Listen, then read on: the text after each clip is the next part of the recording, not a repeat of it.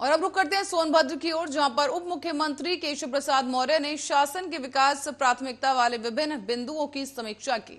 और इस समीक्षा के दौरान मंत्री संजीव गौड़, राज्यसभा सांसद राम सकल और सदर विधायक भूपेश चौबे, घोरावल विधायक डॉक्टर अनिल कुमार मौर्य और दुधी विधायक राम दुलारे गौड़ समेत जिला पंचायत अध्यक्ष राधिका पटेल के साथ एक मंडलायुक्त योगेश्वर राम मिश्रा और डीआईजी समेत तमाम लोग मौजूद रहे। और इसी बीच अहम बैठक की गई है। साथ ही साथ आपको बताते चलें कि उप मुख्यमंत्री केशव प्रसाद मौर्य ने उच्च प्राथमिक विद्यालय लोढ़ी के जन चौपाल में लोगों को संबोधित भी किया है। साथ ही साथ सरकार की तमाम उपलब्धियां एक बार फिर गिनवाई गई। ये विषय इस रूप में कन्वर्ट नहीं किया जा सकता है कि कोई भी बिल्डिंग कोई कहीं बना करके रखा उसे किसी और योजना में लिया जाए। जो भ्रष्टाचार की इमारत है, जो गुंडागर्दी और माफियागिरी की इमारत है, उसको ढहाने का काम, कोई हमारा लक्ष्य नहीं कि किसी बिल्डिंग को गिराया जाए, लेकिन कोई अवैध रूप से निर्माण किया है तो वो अवैध है, उसको गिरना चाहिए। और जो अभी ट्विन टावर की आपका जो संकेत है मैं समझ रहा हूँ, वो भ्रष्टाचार की इमारत है और उसका ढहना सर्वोच्च न्यायालय के आदेश से हुआ है। और कोई बिल्डिंग बनती है वो गिरे, ये हम भी नहीं चाहते हैं, लेकिन अगर कोई गलत तरीके से बनी है तो ये मैसेज भी होना चाहिए कि गलत करेंगे तो नहीं बचेगी।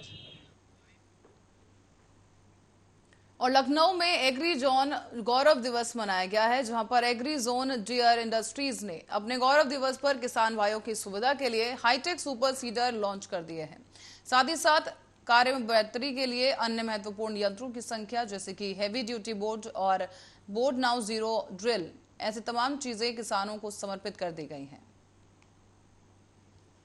एक्चुअली मैं अपनी कंपनी के बारे में से थोड़ा स्टार्ट करूंगा। हमारी जो कंपनी ये जीएसए ग्रुप है और ये पटियाला की बेसिक कंपनी है। अगर हम देखें पिछले 25 सालों से ये कंपनी एल्पिन रिंग्स, पिस्टन के जो गजन पिन्स हैं वो और जो पिस्टन है वो बना रही है। और नॉट इंडिया में ही नहीं, हम बाहर विदेशों में भी सप्लाई कर रहे हैं इसमें। पिछले 2 सालों से हमने एग्रीकल्चर के फील्ड में स्टार्ट किया है और इसके अंदर एग्रीकल्चर से रिलेटेड जितने भी इम्प्लीमेंट्स, इक्विपमेंट्स हैं वो सब हम यहाँ पर मैन्युफैक्चर कर रहे हैं। हमने जो अपना बिजनेस स्टार्ट किया था रोटावेटर से स्टार्ट किया था और रोटावेटर से बढ़कर आज ये आपके सामने जो यंत्र है, अभी हमने नया सुपर सीडर की एक सीरीज लॉन्च की है यहाँ पर, क्योंकि धान कटने के बाद में जब उसके स्टब्स बच जाते हैं, उन स्टब्स को दोबारा से ही मिट्टी में मिला करके हम डायरेक्ट। आजकल किसानों का वो मशीनरी पे बहुत ज़्यादा आधारित होना पड़ रहा है, क्योंकि लेबर मिलने में कमी हो रही है। अब बच्चे पढ़ लिख ले रहे हैं, अन्य प्रकार की नौकरियां ले रहे हैं, तो लेबर उस प्रकार देहात क्षेत्र में कम होने के कारण।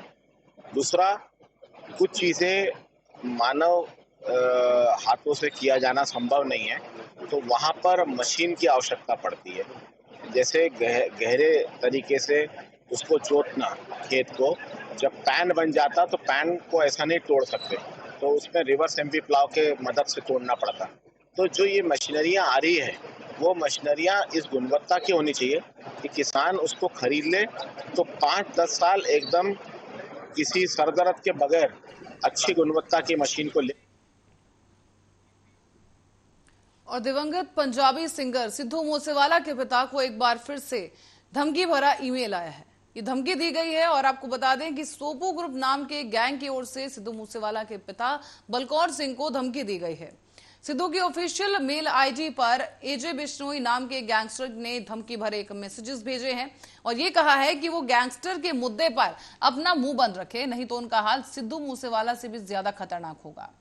जानकारी के मुताबिक इस धमकी भरे ईमेल में गैंगस्टर ने बलकौर सिंह के अपने साथी गैंगस्टरों के बारे में कुछ न कहने और चुप रहने के लिए कहा गया।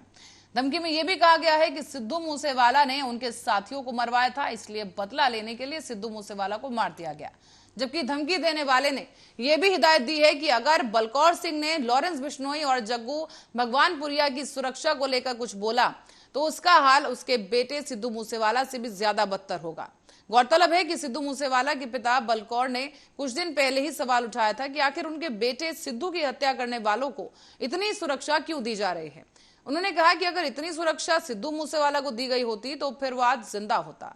हालांकि सिद्धू मूसेवाला हत्याकांड में एक संदिग्ध को अजरबैजान और एक को केनिया में हिरासत में ले लिया गया है।